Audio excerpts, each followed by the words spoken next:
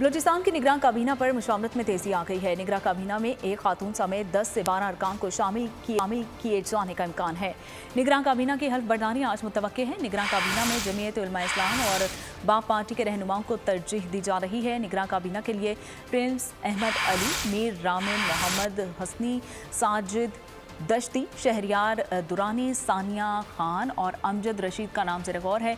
निगरान काबीना में सरदार फरीद दुहमड़ और खान अचकजई, उबैद गोरगेज, आगा उमर और अताउल हक काकड़ को भी शामिल किए जाने का भी इम्कान है।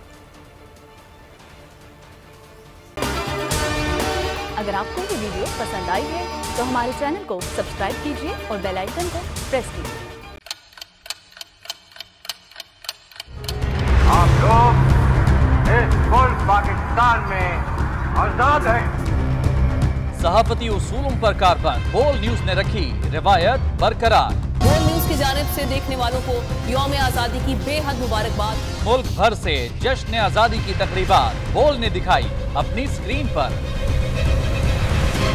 पाकिस्तान के 76वें यौम आजादी का जश्न बोल ने सुनाई पाकिस्तान जिंदाबाद के नारों की गूंज।